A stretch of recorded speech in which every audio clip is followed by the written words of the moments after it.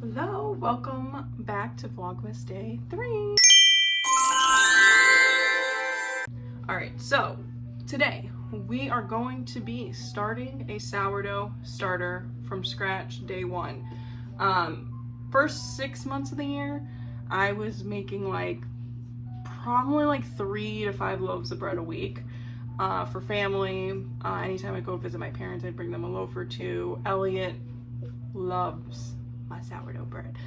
But then I got a little lazy and my starter went it didn't go bad, but I kind of got moldy, which happens, and I got grossed out and I threw it out. And you're not supposed to do that. You can totally salvage it. They're pretty resilient. Starters are pretty resilient and they can come back from the dead basically if you give them enough life. And I just was like, I'm gonna start all over. And then I tried starting over 3 times.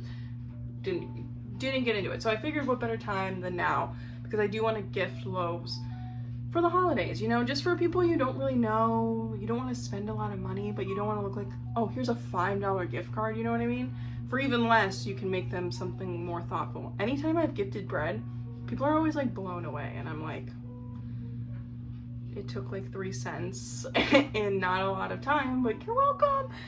It is a skill, and it is something I'm really glad I learned. So I'm starting to pick it up again for the holiday season. And I figured what better way, every day I can check in, feed my starter, keeps me on track.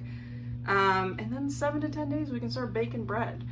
So if you don't know what I'm talking about, a sourdough starter is just the yeast that makes sourdough bread. Because all bread is flour, water, and yeast. Any type of bread. Sourdough bread uses sourdough starter, which is just equal parts flour and water that's been fermented over a certain amount of time. It honestly depends on the environmental factors more than anything else. You can have a sourdough starter that's ready to be used within a few days if you have the right environment, but because it's winter and there's not a lot of humidity, moisture in the air, stuff like that, I think that it's gonna maybe take a minute. So that's okay, we got time. It's only December 3rd. So yeah, I'm literally just using a jar. I think my friends gave me this for some flowers. I just washed it out again. Yeah, I've washed it a few times, but I just washed it out again to make sure. And I'm doing half a cup of flour. Now, I would really recommend using a electronic scale.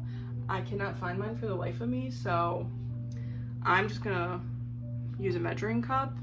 It's fine. I do prefer using a scale though, just so you have more of an exact measurement. There is more forgiveness with sourdough than I originally I'm just literally gonna spoon. This is half a cup, a measuring cup with half a cup. I'm just literally gonna spoon it in here because I don't want to get flour everywhere as I'm talking to you. So that's what I'm doing. So I got my flour in. We're gonna do half a cup of water, and then we're gonna mix it and then set it aside, and we're not gonna touch it until tomorrow. So I use room temp water. I try not to do too hot, not too cold. I don't really know what the right answer is with the temperature of the water, to be honest with you. I don't know what we're supposed to be doing, but how do I do that? I don't know what everyone else does. I just feel like it's a neutral thing, so why not? So here we go. We got our little mixture. And I'm going to take, this is a thingy spatula, what do you call this? I got from a sourdough starter kit back in the day. I've since thrown that jar out, but I still have this. But you can just use whatever. A plastic fork. And you want it to be kind of like the consistency of pancakes, thick but not too thick. Kind of smells like pancakes too. Just making sure that's all. It doesn't have to be super smooth or anything, but you just want to try to get most of the lumps out.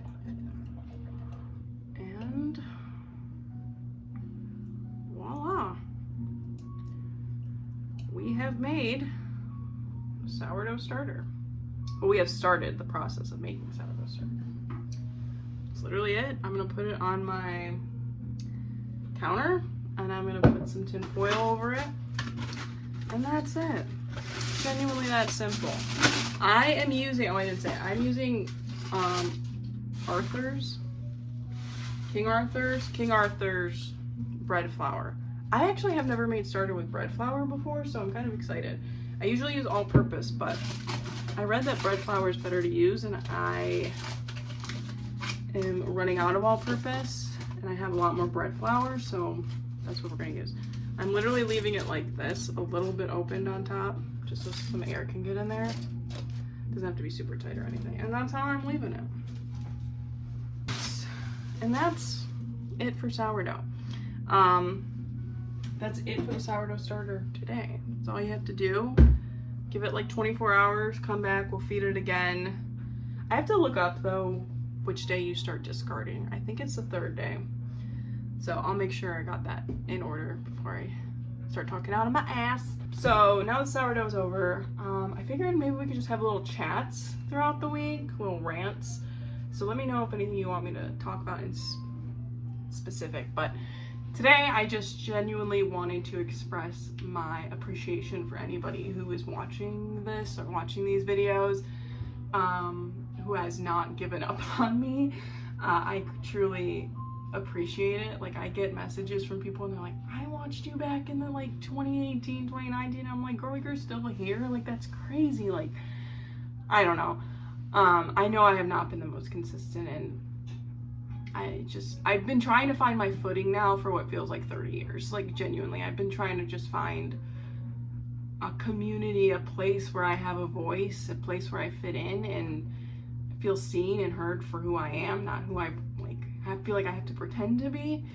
And I always come back to YouTube. Like, I always feel like this is a place where I can just be me and, like, you know, express myself. And maybe there isn't hundreds of millions of people listening, but who cares? Like, I feel like the people who resonate and are supposed to hear it, they do, and that's it. And this has always been in the back of my mind as something that I've always wanted to, like, really dive into and explore. And sometimes I like put my foot in and then I get scared. And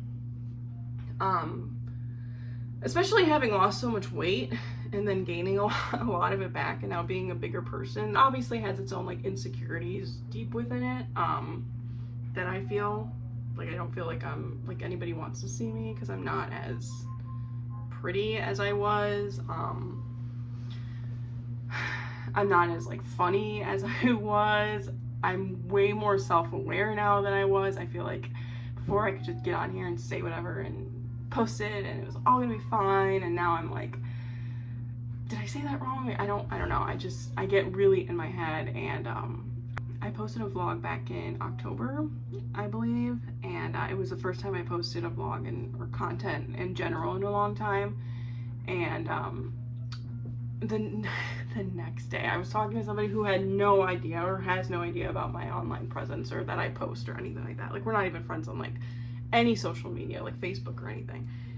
And they were just talking about how they saw, like, they're like, I'm so sick of seeing these people trying to be influencers. Like, you're 30, like, grow up. Like, and I'm like, oh, damn, that hurt. Like, I'm 30 and I just posted something, and, like, I'm not trying to be an influencer because, like, I don't, but I knew what they meant. And obviously it was not a direct attack to me. At least I don't think it was. At least I don't think they know what they, whatever. But of course I took it to heart.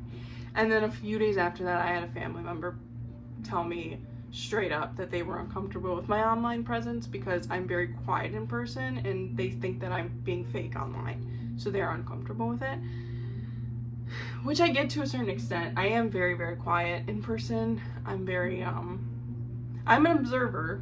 I do not talk. The most, even in just this few minute clip, is probably the most I've said to people in the whole span of my 30 years, even family members. Like, I'm not even kidding. But I have always, since I was able to talk, I talk to myself all the time. I talk to myself just like how I'm talking to the camera right now, as if there were not a camera here all the time. I talk to myself as if an audience is listening to me all the time. And I don't know what that says about my mental health, but that's just something, it's how I cope. So putting a camera in here, no one's around, it's easy for me. It's easy for me to talk this way. There's no pressure. There's no, you know, yeah, I'm posting it online, but like, okay. You know what I mean? Like, it's not the same. I don't know why people make it out to be the same, because it's not. Even if this video got 1 million views, it's not like it. I do not feel the same as 1 million eyes on me. Like, you feel the pressure, but it's not the same. So, that kind of tore my confidence down a bit, and I was like, I'm never posting anything again. I'm just gonna delete all my social media and just go off the grid. Like, I'm just never dealing with this again.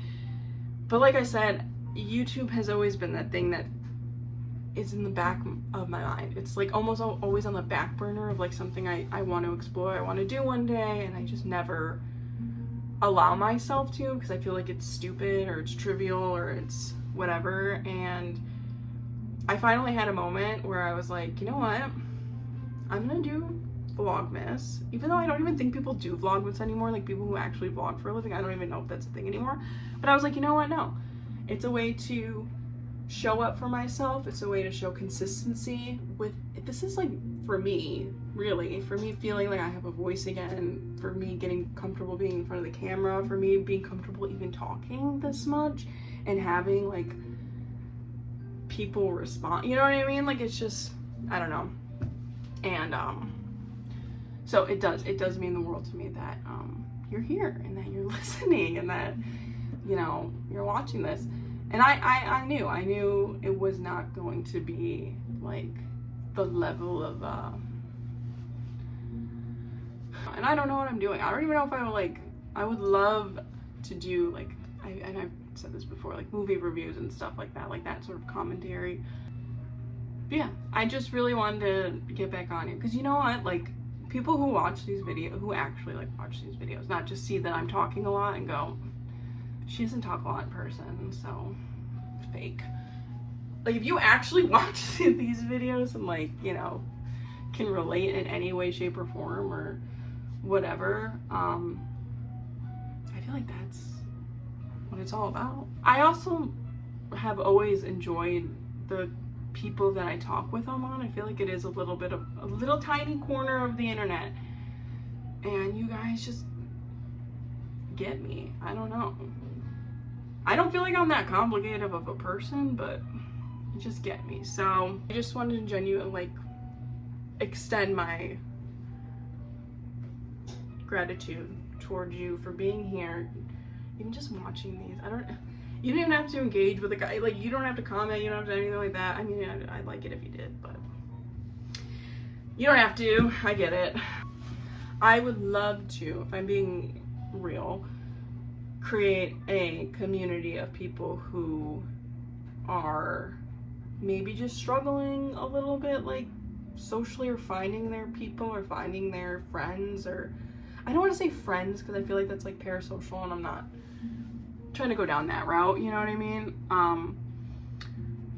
But you know, just come hang out, you know, very chill. We'll keep it very chill, keep it very light. The world is heavy, the world is dark right now, and it feels like I get online and there are just, especially, and I hate to say it, especially women, there's so many women who are posting this content, God bless, but I'm like, I could not relate less to you about anything you're going through. If I'm gonna be honest, I would really just like to create some sort of community here. I would love that. I would love for you to just come here, hang out, chill, no drama, no high stimulating stuff, just chill.